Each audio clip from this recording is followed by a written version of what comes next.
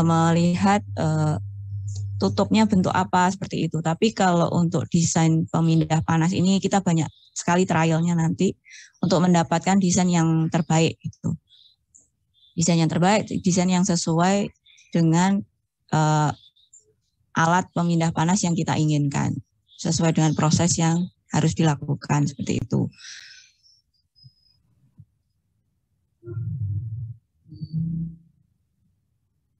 Oke. Heat exchanger atau HE itu adalah suatu alat pemindah panas dari suatu sumber panas ke dalam suatu aliran fluida, ya. Jadi sebenarnya HE ini tidak hanya pemanas tapi juga bisa bertindak sebagai cooler juga. Terus juga ada untuk kondensor sama reboiler. Tapi nah, ini ada temanmu yang baru masuk. Jadi kalau heater itu adalah alat pemindah panas untuk memanaskan fluida yang ada pada suatu proses. Biasanya fluida yang digunakan untuk pemanas itu biasanya dipakai adalah steam, tapi tergantung dari fluida yang mau dipanaskan itu apa. Jadi, tapi biasanya dipakai adalah steam. Kemudian untuk cooler adalah pemindah panas untuk mendinginkan fluida yang ada pada suatu proses. Biasanya yang digunakan sebagai fluidanya adalah air pendingin, bisa juga refrigeran. Tapi kita harus melihat lagi proses yang ada. Kemudian ada kondensor, di sini ada pendingin yang bertujuan untuk menghilangkan panas laten dibandingkan dengan panas sensibelnya. Kemudian ada juga reboiler, yaitu pemanas yang berfungsi sebagai pensuplai panas pada proses distilasi sebagai panas laten. Untuk pertemuan kita yaitu membahas tentang pemindah panas, kita akan banyak membahas tentang heater atau cooler saja. Tapi untuk kondensor sama reboiler kita lihat apakah masih ada waktu yang tersisa sehingga nanti kita bisa pakai untuk berdiskusi mengenai desain kondensor sama reboiler. Gitu. Untuk heat exchanger, perhitungannya itu kita lihat dari dua faktor, yaitu evaluasi analisa. Ini melihat perhitungan yang sudah ditujukan pada HE yang sudah ada atau yang sudah ditentukan. Jadi kita tinggal mengevaluasi analisa saja. Kemudian ada desain perhitungan yang menghasilkan dimensi alat pemindah panas sesuai kondisi proses dan operasi yang sudah ditentukan. Ini yang di bawah itu adalah gambar contoh dari DPHE. Kemudian yang sebelah kanan itu adalah contoh untuk STHE atau Cell and Tube Heat Exchanger. Berdasarkan klasifikasinya sebenarnya ada berbagai macam untuk heat exchanger. Jadi ada yang berdasarkan proses transfernya, ada direct sama indirect. Untuk indirect ada single phase, ada multi phase. Untuk direct ada yang menggunakan immiscible fluid, gas liquid, liquid vapor. Kalau untuk jumlah fluida yang mengalir ada tiga, yaitu 2 fluida, 3 fluida, dan tergantung dari N fluida. Jadi ini lebih dari 3 ya jumlah fluidanya. Kemudian kalau dilihat dari surface compaction-nya, ada 2 yaitu compact, yaitu surface area density-nya adalah lebih dari 700. Sedangkan untuk non-compact, surface area density-nya kurang dari 700. Kemudian kalau konstruksinya itu ada tubular, flat type, extended surface, dan regeneration. Nah, yang kita pelajari itu adalah yang tubular, yaitu double pipe sama cell and tube. Kemudian untuk flow arrangement-nya ada single phase, ada multi phase. Itu kita bisa lihat sendiri. Ini nanti akan Ibu berikan di classroom ya, classroom-nya Pak Marno. Di classroom-nya Pak Marno, nanti Pak Marno yang akan share PPT-nya. Jadi kamu bisa lihat sendiri. Ini di buku juga ada sebenarnya. Nah, kriteria yang harus dipenuhi dalam mendesain alat pemindah panas yang pertama adalah mampu memindahkan panas sesuai kebutuhan proses pada kondisi kotor. Jadi nggak mungkin suatu pipa yang teraliri suatu fluida itu kondisinya selalu bersih. Jadi pasti ada kekotoran. Misal kalau kamu lihat di rumah, pipa air itu pasti ada kotorannya ya. Kotorannya lumut kayak gitu. Itu adalah contoh dari dirt factor-nya. Jadi kita harus memperhitungkan faktor kekotorannya. Karena ini sangat mempengaruhi proses pemindahan panas yang ada dalam pipa tersebut. Dirt factor itu adalah RD, singkatannya itu adalah tahanan panas pada kondisi bersih dikurangi tahanan panas pada kondisi kotor dibagi tahanan panas kondisi bersih dikalikan tahanan panas kondisi kotor. Nah, dari perhitungan itu apabila dirt factor-nya itu sama dengan dirt factor ketentuan, maka desainnya akan sangat baik sekali. Tapi kalau dirt factor-nya itu lebih besar 5-10% dari RD yang sudah ditentukan, ini desain yang masih dapat diterima. Tapi kalau sudah lebih dari 10% dari RD ketentuan, desainnya tidak bisa diterima karena ini merupakan over design. Tapi kalau RD-nya kurang, itu juga tidak bisa diterima karena masih under design. Jadi yang bisa diterima hanyalah RD yang dihitung itu sama dengan RD ketentuan atau maksimumnya hanya 10% saja. Nah, ini untuk harga RD itu dari mana kita bisa lihat untuk di materi yang kita pelajari sekarang ya. Untuk kuliah ini kamu bisa lihat di buku Karen. Nah, buku Karen bisa kamu download, bisa juga kamu pinjam sama seniormu atau kamu fotokopi ya, terserah mau fotokopi di mana. Tapi Ibu harapkan kalian punya buku Karen karena kita banyak membahasnya nanti data-datanya ada di buku Karen. Kemudian kriteria yang kedua adalah melihat dari pressure drop. Ya, pressure drop ini perbedaan tekanan, penurunan tekanan yang ada di masing-masing fluida ini tidak boleh lebih dari batasnya. Kenapa? Kalau lebih berarti dia akan terjadi bisa meledak ya. Jadi si pipanya sudah tidak kuat lagi untuk menahan tekanan yang ada di situ, jadi dikasihlah batasan. Jadi kalau kamu lihat di PPT ini, untuk aliran liquid itu maksimumnya hanya 10%, 10 PSI aja. Tapi untuk gas ataupun uap maksimumnya 1,5 atau 2 PSI. Jadi nanti desainmu itu harus tergantung dari dua kriteria ini, baik dirt factor maupun pressure drop. Dirt factor-nya harus dilihat apakah sama dengan RD ketentuan, dirt factor ketentuan, atau maksimum lebih dari 10% saja. Kalau kurang tidak boleh, kalau lebih dari 10% juga tidak boleh. Karena kalau kurang berarti under design, jadi tidak memenuhi desain yang kamu inginkan. Kalau kelebihan berarti over design, ini berarti nanti kalau dilihat dari segi harga, pasti akan lebih mahal, jadi tidak efisien lagi. Kemudian untuk pressure drop itu ada 10, untuk liquid 10 PSI, gas atau uap adalah 1,5 sampai 2 PSI. Ini saja yang harus dilihat saat mendesain nanti. Jadi harus diperhatikan betul dua kriteria ini. Nah, bagaimana kita menentukan dimensi atau ukuran HE? Nah, untuk HE itu dilihat dari luas permukaan atau heating surface-nya. Untuk heating surface. Nah, dari heating surface itu,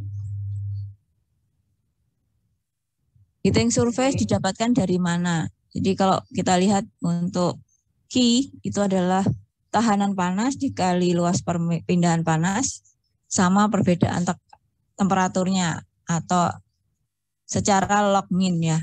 Jadi kalau kita lihat berarti luas permukaan adalah panas yang diserap atau dipindahkan dibagi dengan tahanan panas kali perbedaan temperatur secara log min-nya.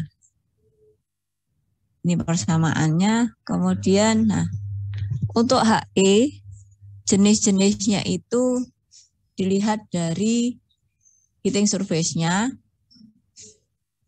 Ada dua, yaitu untuk heating surface yang kurang dari 120 feet kuadrat, maka kita memilih memakai double pipe heat exchanger, bisa juga pakai coil atau jacket vessel. Jadi kalau kamu nanti mendesain suatu alat dan dia luas areanya itu, luas permukaan ya, atau heating surface-nya kurang dari 120 feet kuadrat, maka kamu bisa menggunakan double pipe heat exchanger, bisa juga pakai coil atau pakai jacket vessel. Kalau kamu lihat di sini gambar yang di tengah itu adalah contoh untuk double pipe heat exchanger. Untuk yang sebelah kanan atas itu adalah contoh untuk coil. Ya, kalau coil ini nanti semisal dia digunakan untuk pemanas, maka coil ini akan ditaruh di bagian luar tangki yang sudah kamu pelajarin waktu bejana dengan Pak Marno. Bagaimana dengan jaket? Jaket itu adalah tangki ukurannya lebih besar. Jadi nanti bejanamu atau reaktormu atau tangki penampungmu itu dimasukkan ke dalam, dia akan dimasukkan dalam suatu tangki yang ukurannya lebih besar.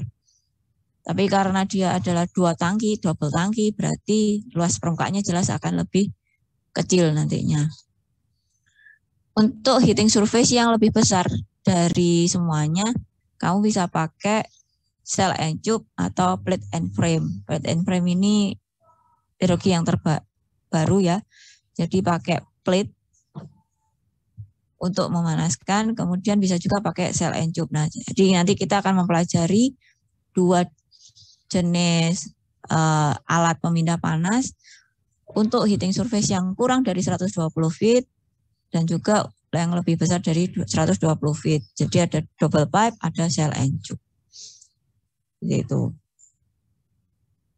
Nah, dari luas permukaan tadi, ya dari harga A nanti kita bisa mendapatkan panjang pipa yang dipakai sama jumlah pipa yang digunakan untuk double pipe atau cell and tube, bahkan coil ataupun jaket. Jadi berdasarkan luas permukaan pemindahan panasnya. Untuk double pipe kita bisa menggunakan yang alirannya counter current atau co-current, bisa juga pakai struktur yang seri-seri atau seri paralel. Sedangkan untuk cell and tube bisa digunakan sebagai heater atau cooler atau yang lainnya. Jadi di sini nanti double pipe bisa kamu untuk alirannya kamu bisa memilih pakai counter current atau co-current. Terus susunannya seri-seri atau seri paralel tergantung dari proses yang kamu inginkan.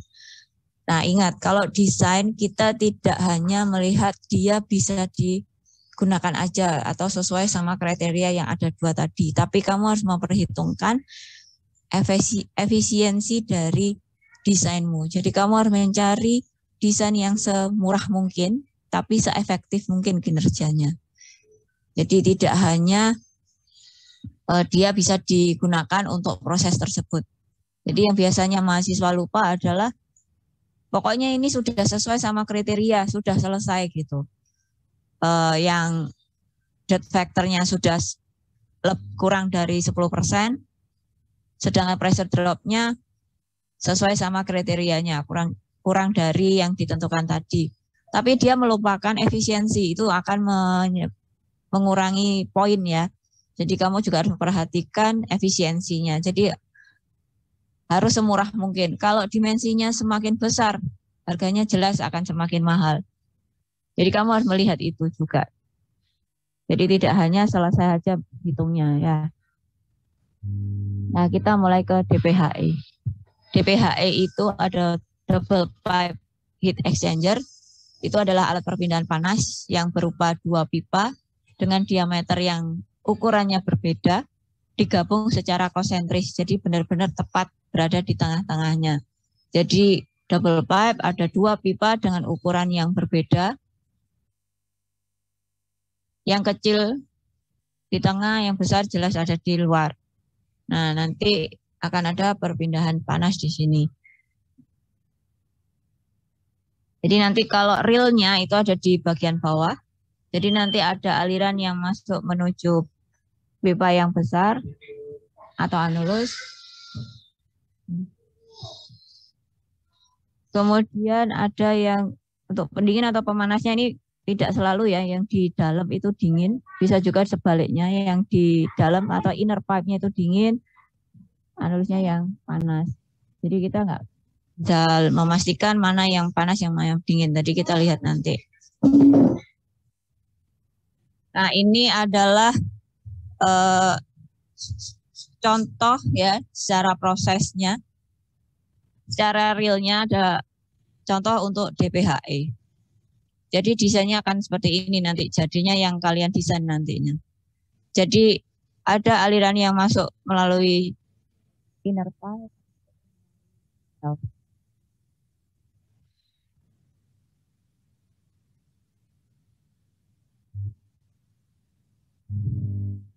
Nah, untuk yang bagian dalam kita namakan inner pipe, yang bagian luar kita namakan anulus. Untuk ukuran standar dari pipa, kita sudah ada standarnya, jadi kamu tidak boleh membuat ukuran pipa sendiri. Jadi ukuran pipanya nanti hanya ada 3 ukuran, 12, 15, dan 20 feet saja. Ini harus diperhatikan.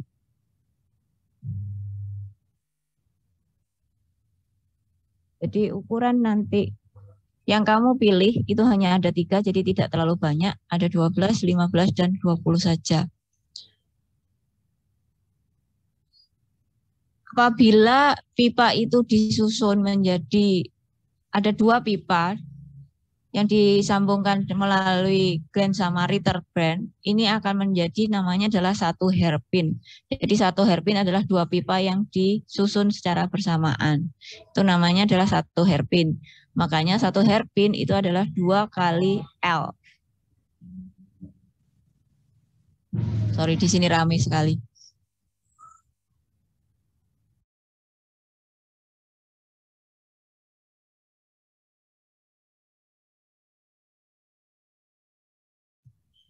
Oke, Ibu lanjutkan.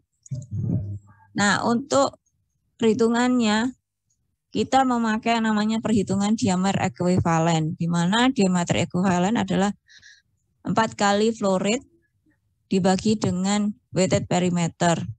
Jadi apabila langsung dijabarkan seperti yang ada di gambar ini, nanti dapatnya adalah 2D min 2D1. Ini masih banyak yang masuk. Nah, Ibu langsung saja ke desainnya ya. Nah, seperti yang Ibu bilang tadi, diameter standar itu sudah ada.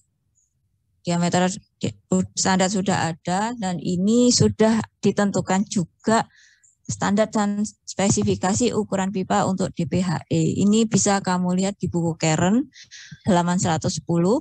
Nah, di sini ada 4 tipe ya, 4 range ukuran dari pipa diameternya. Jadi contohnya untuk yang pertama ada 2 kali 1/4 IPS-nya.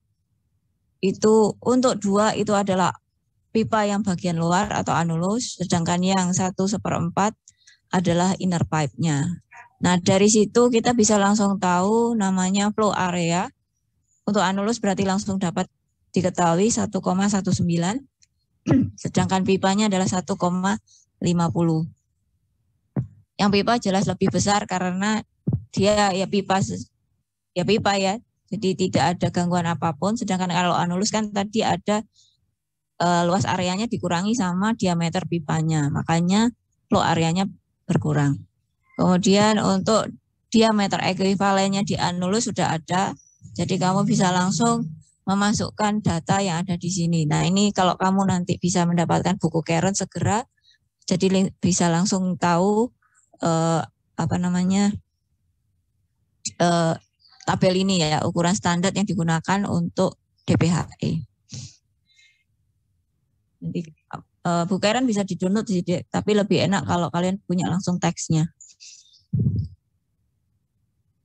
Nah, yang Ibu bilang tadi, tipe DPHE untuk arah alirannya kamu bisa menggunakan yang co-current atau counter current. Untuk co-current biasanya digunakan untuk fluida yang viskus, Jadi ini memang lebih baik untuk yang viskus. Karena apa? Karena dapat menghasilkan temperatur yang seragam pada dindingnya. Namun efisiensinya memang lebih rendah dibandingkan yang counter current. Makanya kalau viskus kan perpindahan panasnya butuh waktu. Jadinya dia memang membutuhkan waktu ya, namanya aja viskus. Kayak kamu memanaskan minyak dibandingkan memanaskan air, jelas waktu pemanasannya jelas berbeda. Minyak pasti lebih lama dibandingkan dengan air seperti itu. Jadi makanya untuk yang viskus kita memakai co-current atau aliran yang searah dengan aliran yang lainnya. Untuk co-current, untuk susunannya kamu bisa memilih seri-seri ataupun seri paralel. Kalau seri berarti pipa yang satu akan langsung bertemu dengan pipa yang lain. Jadi ini adalah cold fluidnya, masuknya melalui inner pipe. Untuk hot fluidnya masuk melalui anulus. Jadi antar pipanya saling berhubungan. Langsung ya, berhubungannya langsung. Bagaimana dengan seri paralel? Seri paralel kamu lihat sendiri. Untuk hot fluidnya, dia masuknya langsung direct dari pipa satu ke pipa yang lain. Tapi kalau untuk aliran yang masuk ke inner pipe itu dipecah menjadi dua di pipa satu sama pipa berikutnya. Jadi di sini perbedaannya, makanya ini dinamakan paralel. Untuk yang masuk ke inner pipe yang pertama nanti keluarnya ke inner pipe yang kedua, sedangkan yang masuk ke inner pipe ketiga nanti akan keluarnya melalui inner pipe yang keempat. Ini susunannya adalah seri paralel makanya. Kapan pakai seri paralel itu tergantung jumlah panas yang harus dipindahkan. Ya. Jadi kamu ini sense engineer-mu yang harus dikeluarkan saat kamu menentukan kapan pakai seri paralel. Kemudian dia ada counter current. Counter current itu adalah alirannya berlawanan dengan aliran yang lain. Ini biasanya kalau kondensor biasanya pakai yang counter current ya. Nah ini efisiensinya tinggi karena adanya perbedaan temperatur antara aliran satu dengan aliran yang lain. Ini sama susunannya, bisa kamu susun pakai seri-seri, bisa juga seri paralel. Nah, mungkin kalian sudah kenal ya LMTD. Ada yang bisa review LMTD? Silahkan.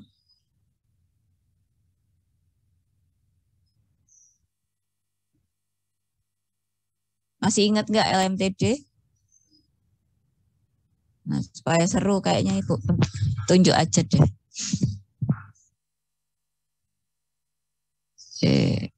Apa ya? Gilang, coba. Ada Gilang? Ada Bu. Ayo Lang, masih ingat nggak LMTD apa Lang? Boleh lihat catatan Bu? Boleh, silahkan.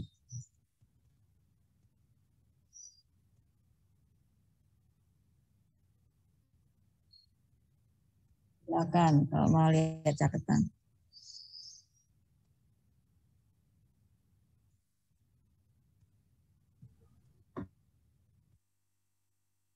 Ini di OTK ya, LMTD itu sudah sering dibahas. LMTD yaitu log mean temperature difference atau LMTD digunakan untuk menentukan kekuatan pendorong suhu untuk perpindahan panas dalam sistem aliran, terutama dalam penukaran panas. LMTD rata-rata logaritmik dari perbedaan suhu antara aliran panas dan dingin di setiap akhir exchanger. Fungsinya gitu, LMTD buat apa?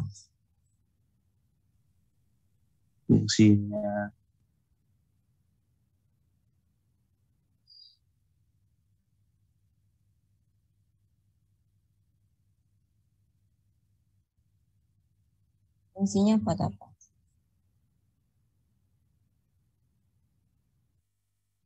Oh itu tadi kan pengertian ya. Nah sekarang fungsinya. Fungsinya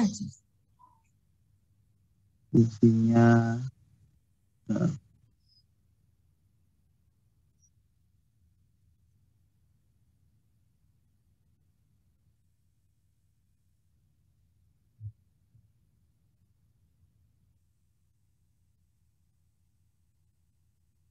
Mungkin ada yang bisa bantu Gilang? Ya, siapa yang bisa? Silahkan.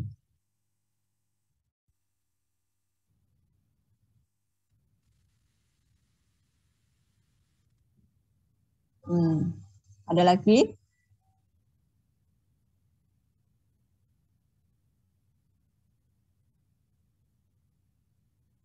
LMTD kemarin kamu pelajarin di mana, Dek? Waktu apa?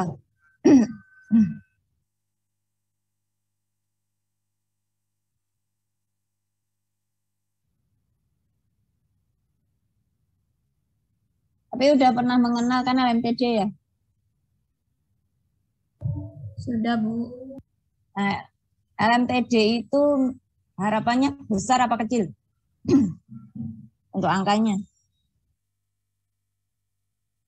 Kecil. Kecil ya. Berarti melihat perpindahan panas itu apakah tidak terlalu berlebihan lah, intinya seperti itu. Sebenarnya intinya seperti aja. Jadi nanti kalau kamu mendapatkan suatu soal ya, sedangkan suhu yang salah satu suhunya tidak diketahui, berarti kan kamu harus melihat neraca panas energinya sama lihat LMTD-nya. Ya, semisal di sini yang di gambar sini TC1 sudah diketahui, TC2 sudah diketahui atau sudah ada. Jadi ada sudah kasus kamu disuruh menentukan desain suatu HE yang digunakan untuk memanaskan suhu A menjadi suhu B gitu ya. Menggunakan fluida pemanasnya misal adalah bukan steam tapi fluida yang lain. Nah, itu suhunya berapa gitu kan ya. Yang masuk sama yang keluar berapa. Itu kan kamu harus menentukan dulu. Kamu mau menentukan suhu atau menentukan rate ya kan? Kalau menentukan suhu berarti rate-nya harus kamu hitung atau sebaliknya. Kalau rate-nya kan berdasarkan neraca energi ya kan? Nah, menentukan suhunya gimana?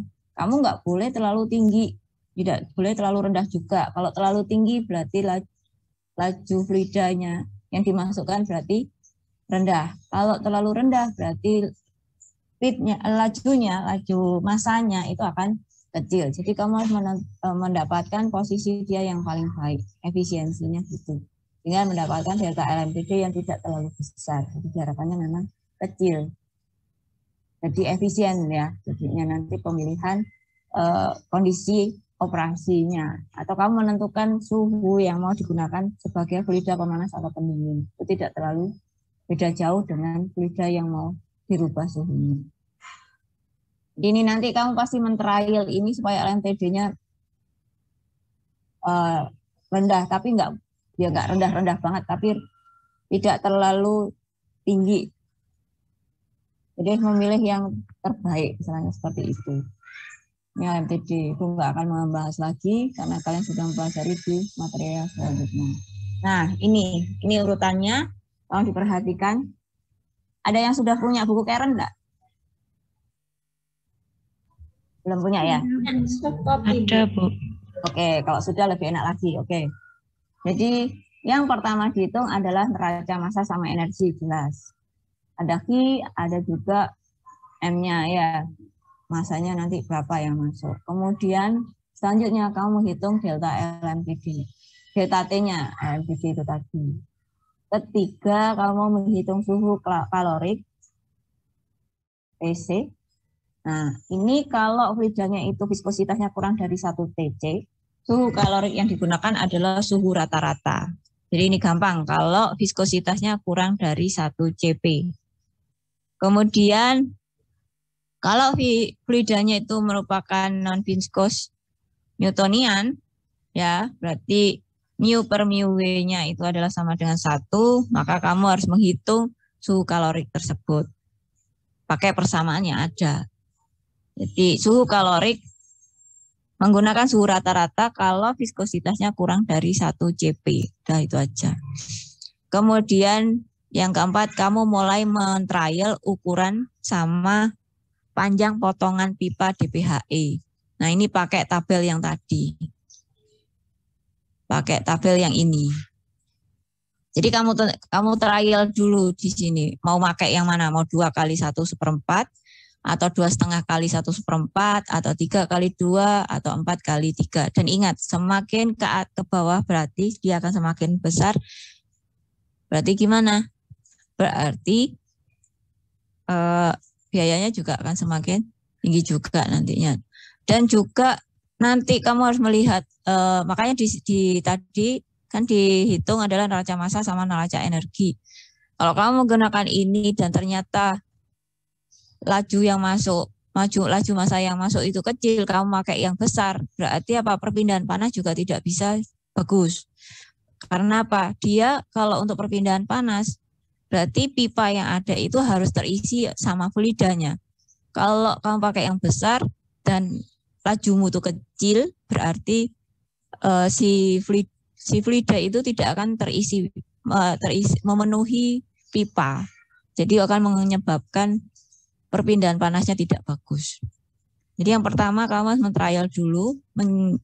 Kamu yang menentukan sendiri, Ibu nggak akan menentukan. Mau pakai yang mana? Mau 2 kali 1/4 atau 4 kali 3 itu tadi.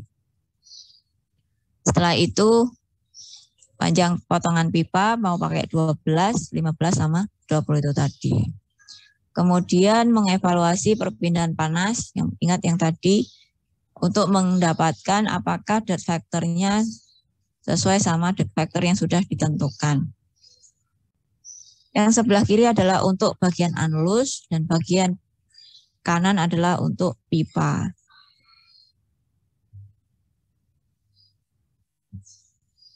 Yang pertama, setelah kamu menentukan dimensi tadi, mau pakai ukuran yang berapa, kamu hitung NRE-nya.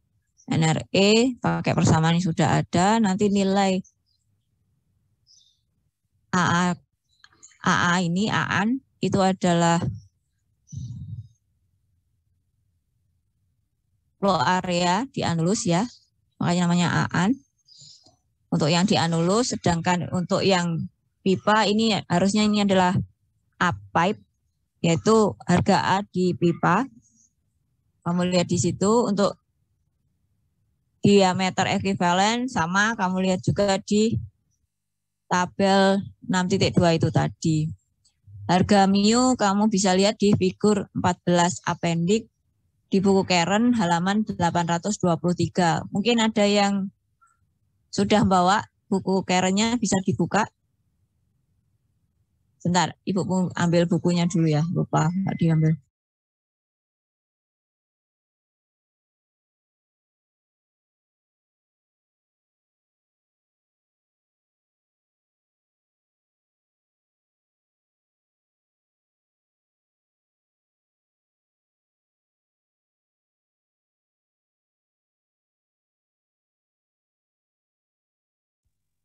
Oke, sudah dibuka buku Karen-nya halaman 823.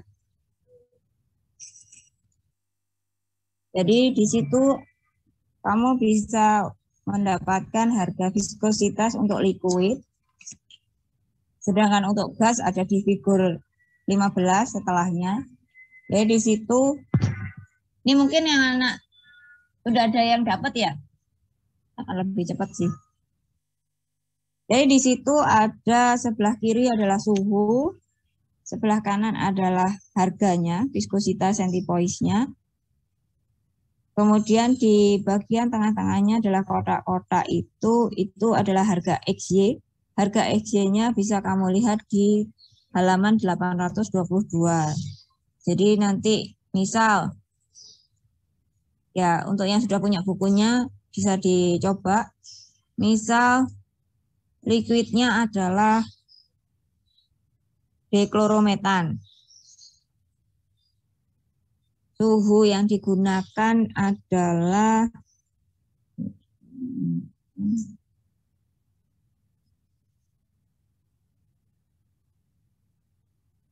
100 derajat. Berapa kira-kira viskositasnya?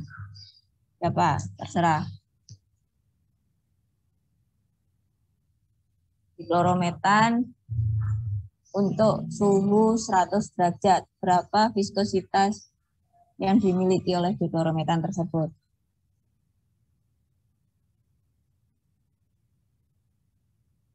Coba dicoba dapatnya berapa?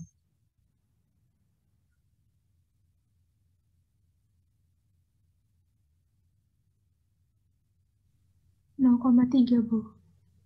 0,3. Ya, sekitaran segitu ya. Nanti setiap orang pasti akan ada perbedaan. Apalagi yang silinder ya. Biasanya rada ini bisa lebih besar atau lebih kecil dari pada 0,3. Ya, jadi nanti harganya viskositas itu per orang pasti akan berbeda. Karena apa? Suhu yang dimasukkan atau yang ditentukan pasti ada perbedaan. Entah yang di anulus atau yang di pipa. Nah, kalau sudah mendapatkan NRE dari perhitungan ini, kemudian mencari faktor panasnya, baik yang di anulus sama yang di pipa. Itu ada di halaman 834. Di halaman 834 itu ada di figure 24 ya. Sumbu X adalah harga NRE. Sumbu Y, baik kanan kiri, itu adalah harga CH-nya atau faktor panasnya. Di tengah-tengah itu ada harga L per D, yaitu length per inside diameternya. Itu berapa? Jadi nanti dari NRE itu kamu tarik garis sehingga bersinggungan dengan harga L per D. Kemudian kamu tarik garis baik ke kanan sama ke kiri itu sama aja. Itu nanti didapatkan harga CH. Nah, harga CH sudah didapat, baru kamu bisa mendapatkan harga koefisien film perpindahan panas atau HC. Itu pakai persamaan yang ada di situ. H sama dengan CH kali K per D, itu diameter equivalence. CP kali mu per K pangkat sepertiga dikali mu per mu W pangkat 0,14. Harga bisa kamu lihat di tabel 2-5 dan figur 1. Itu di halaman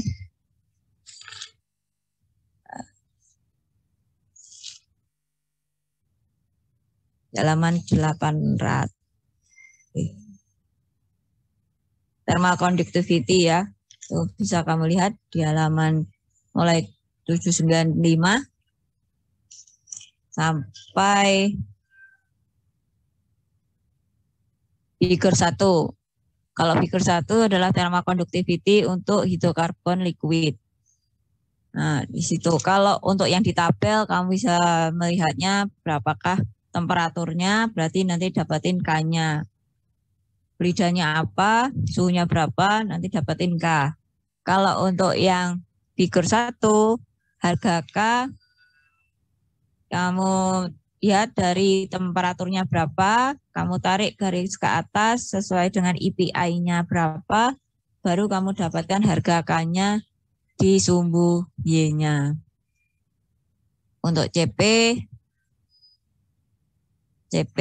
itu atau specific heat, bisa kamu lihat di figur 2 sampai 5. Kalau yang di sini figur 2 sampai 5 ini specific heat ya. Itu sebelah kiri adalah suhu, di sebelah kanan adalah specific heat-nya, di tengah-tengahnya adalah fluida ya, liquidnya mau berapa. Di situ ada ring suhunya sekian sampai sekian. Kita lihat di figur 2, contohnya kamu lihat untuk hidroklorik acid 30%. Kalau dia dioperasikan di 200 Fahrenheit, berapa spesifik heat-nya? Coba silakan.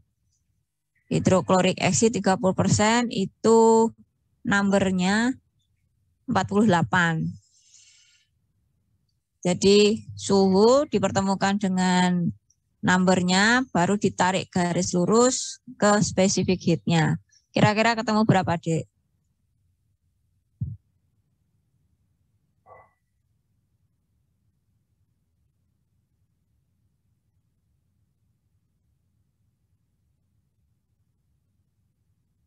Ada yang sudah dapat? 0,86, Bu. 0,86.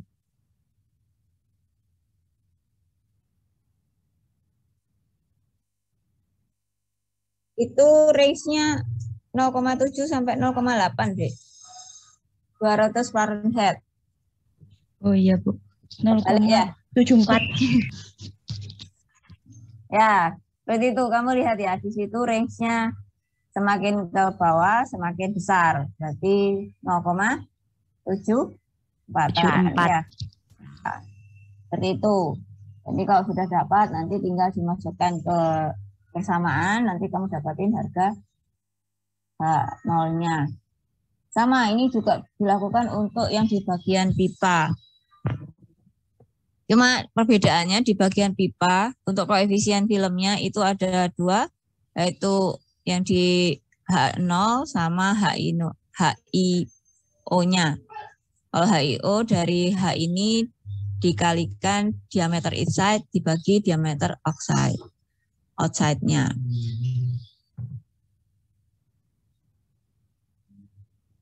Nah, apabila menggunakan steam, harga CH kita tidak perlu dihitung lagi, langsung kita masukkan 1500 BTU per feet kuadrat Fahrenheit. Jadi ini kalau kamu pakai fluidanya adalah steam, jadi CH-nya tidak perlu dihitung, langsung masukkan aja. Harga koefisien filmnya adalah 1500. Jadi enak kalau pakai steam, tidak perlu memperhitungkan lagi harga CH-nya. Nah, kalau sudah selesai kita mendapatkan harga HI sama HI0 ya, maka kita bisa menghitung harga tahanan panas pipa bersihnya atau UC. Dari ini HI0, HI kali HI0 per HI kali ditambah HI0. Kemudian setelah itu, setelah kita dapatkan harga UC, kita mencari tahanan panas pipa yang terpakai. Itu menggunakan harga tahanan panas UC dikurangi UD ini yang terpakai yang sudah ada ya, dibagi UC kali UD, nanti dapatin harga dot factor ini kan sudah ada, kita melihat di tabel, jadi RD yang sudah ditentukan dulu ya kan. Jadi kita dapatin harga UD, dari harga UD kita bisa menghitung harga luas permukaan perpindahan panasnya. Kemudian dari tabel 11 kita dapatkan external surface-nya atau A double accent. Jadi kamu lihat di tabel 11 itu ada harga A double accent.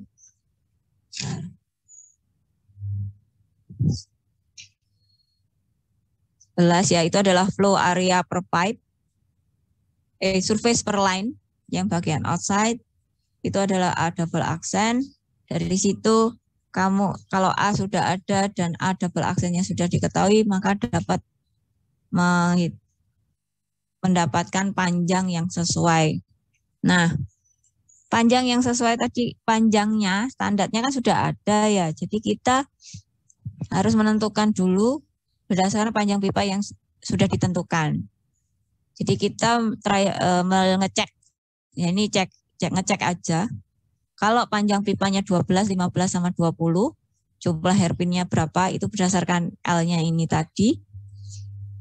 Panjang dari pipanya, kamu bagi sama panjang pipa keseluruhan ya, L-nya ini. Kemudian kamu bagi dengan panjang pipa yang ada, 12 atau 15 sama 20, nanti dapatin hairpinnya. Kalau harga hairpinnya itu ada komanya, kamu jadikan ini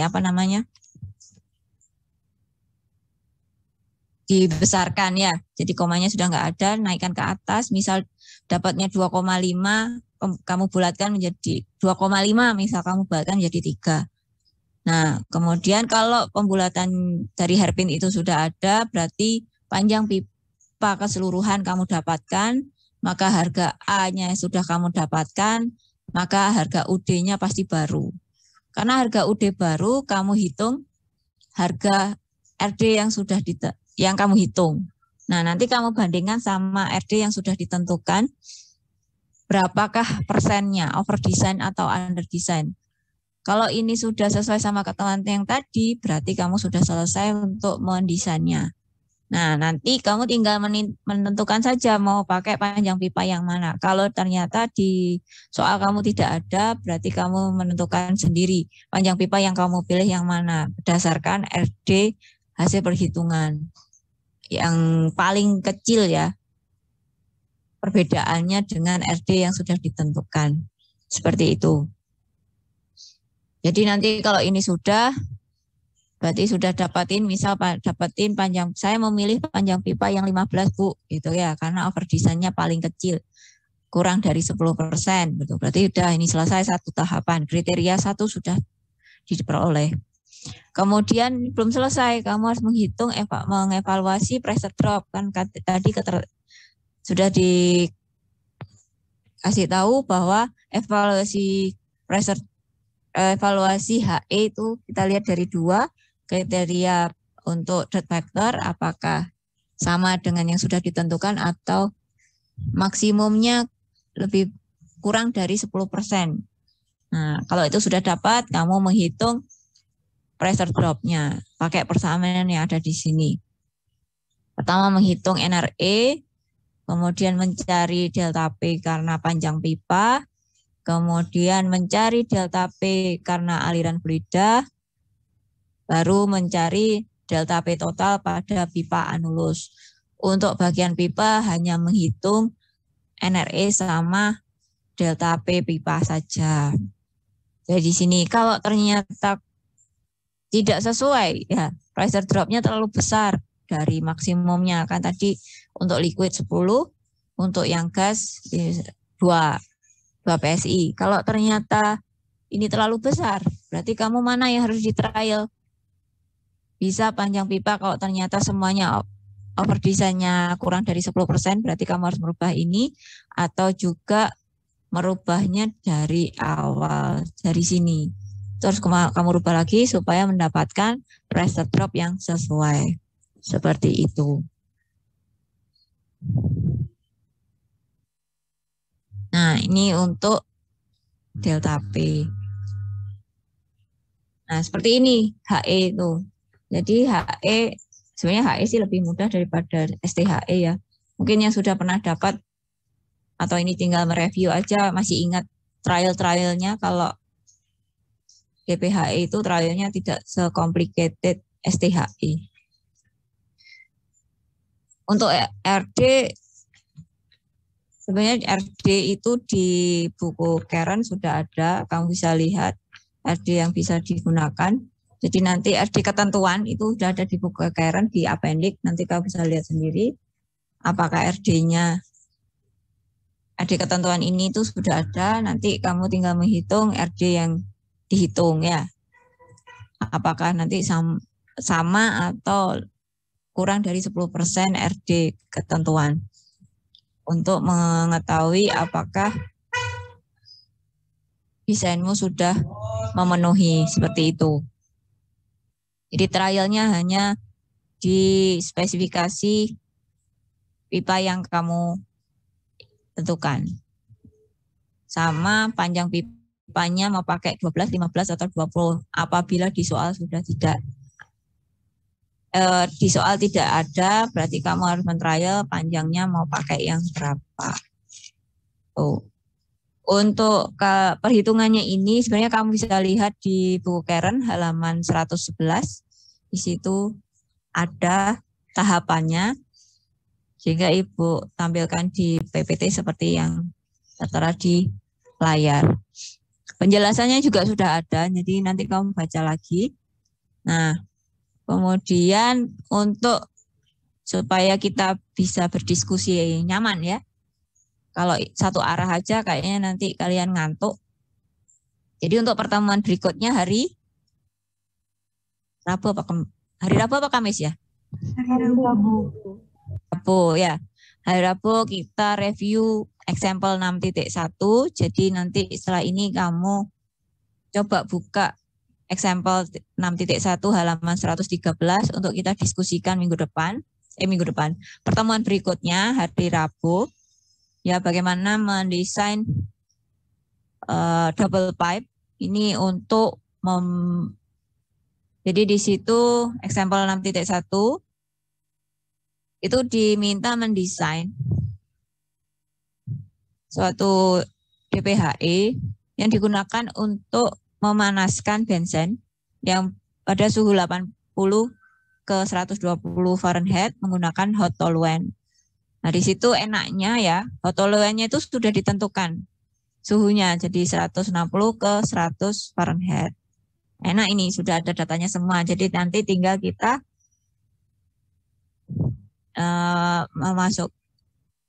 menghitungnya enak langsung sudah tinggal masukin aja gitu. Ya, jadi nanti pertemuan berikutnya hari Rabu kita diskusi untuk yang 6.1. Sama nanti Ibu tunggu komennya ya untuk 6.1 ini bagaimana. Ini nanti kamu pelajari setelah ini untuk kita bahas pertemuan berikutnya. Oke. Sebelum ini ada yang mau ditanyakan dulu, silahkan. Bu, ingin bertanya, Bu. Ya, silahkan. Untuk tadi RD ketentuannya itu sudah diketahui di soal, Bu? Atau kita harus mencari di tabel berapa ya, Bu? Bentar, kalau untuk RD itu ada di yang tadi di slide yang pertama tadi.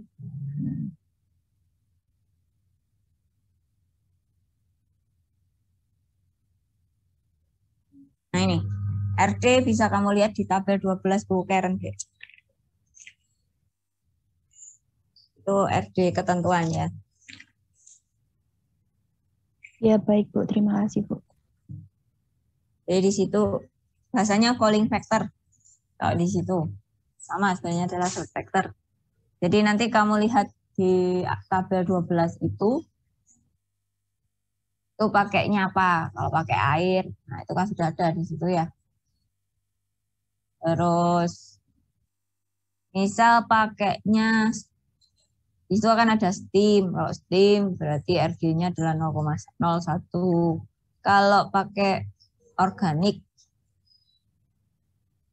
atau vegetable oil gitu ya, RD-nya adalah 0,003. Jadi itu adalah RD ketentuannya.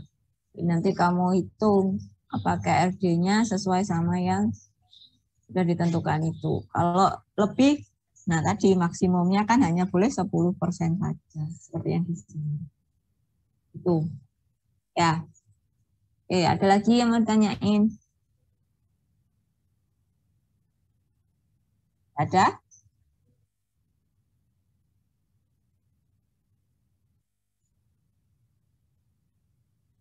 Ada yang ditanyakan? Sepertinya cukup, Bu. Sepertinya cukup ya. Bentar, Ibu. Permisi, Bu.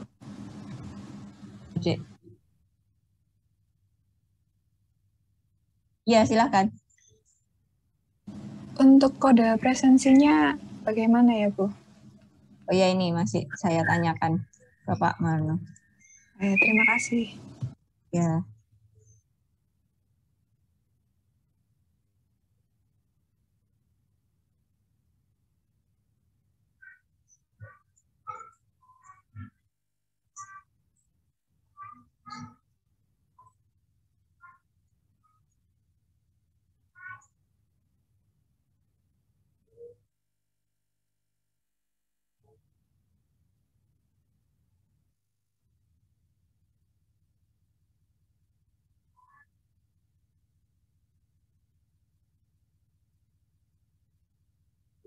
Presensi Ibu bagikan di chat ya. Silakan di absen. Silakan kalau mau absen.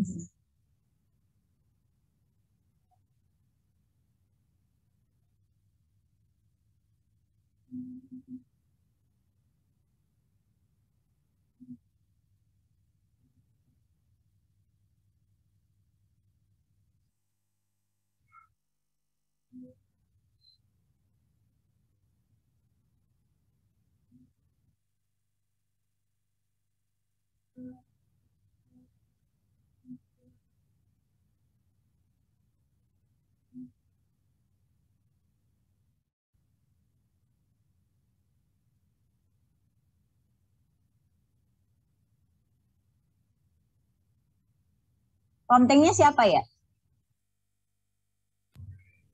Saya, Bu. Oh, Fatimah. Fatimah, ya. Oke. Pak Japri ya.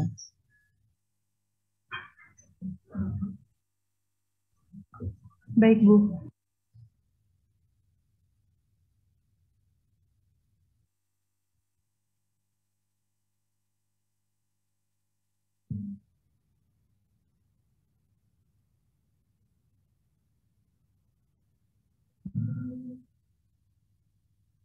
Ya, untuk pertemuan berikutnya kita diskusi example nanti titik 1 ya. Ini karena desain, jadi nggak mungkin satu arah. Jadi harus ada masukan juga dari kalian juga. Jadi kita sama-sama berdiskusi menurut kalian gimana, perkembangannya seperti apa, pertimbangannya kenapa begitu ya. Nanti kamu silakan ungkapkan di kelas, nggak apa-apa, nggak usah takut. Kalau untuk desain tidak ada yang salah, tapi desain itu mencari desain yang paling tepat ya, yang efektif sama efisien itu tadi. Jadi, belum tentu kalau sudah memenuhi kriteria itu sudah selesai, belum tentu. Jadi dilihat apakah spesifikasi yang kamu pilih itu sudah sesuai sama target seperti itu. Oke, ada yang mau ditanyakan? Ada? Yang belum punya buku Karen silahkan cari ya, mau pinjem mau fotokopi terserah, tapi Ibu harapkan semua sudah ada. Soalnya nanti data-data banyak kita dapatkan di buku Karen, dan penjelasan yang tidak Ibu berikan itu sebenarnya sudah ada di buku Karen, jadi tinggal kamu baca-baca lagi, terutama LMTB ya. Biasanya anak-anak itu yang lupa adalah di LMTB. Menentukan suhunya itu, menebak suhu yang digunakan. Nah, itu harus pintar-pintarnya kalian sendiri, kan itu. Itu. Oke. Ada yang mau nanya? Sudah absen semua?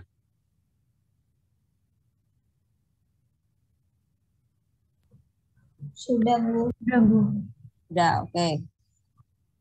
Untuk hari Rabu, kita nyalakan kamera semua ya. Baik, Bu. Ya, jadi nanti siap-siap untuk semuanya Ibu panggil, seperti tadi bilang, Ibu panggil dadakan, nggak janjian juga ya. Jadi nanti nggak tahu minggu depan, besok siapa yang Ibu panggil untuk menjelaskan. Jadi nanti kita dua arah, jadi nggak dari Ibu aja, bisa juga dari kalian.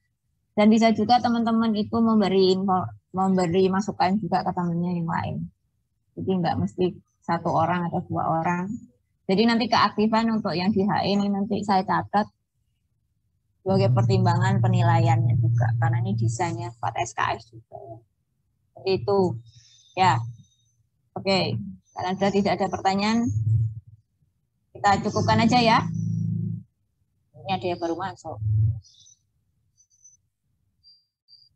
Gimana? Ada yang mau tanya? Enggak ada? Belum ada, Bu. Belum, Bu. Oke. Berarti nanti hari Rabu Ibu tunggu pertanyaannya ya. Kalian baca buku Karen-nya, kalian pelajari itu contoh soalnya, nanti yang nggak tahu atau bingung kita diskusikan. Kalau kamu nggak baca, berarti nggak ada yang didiskusikan, pasti cepat. Nah, itu.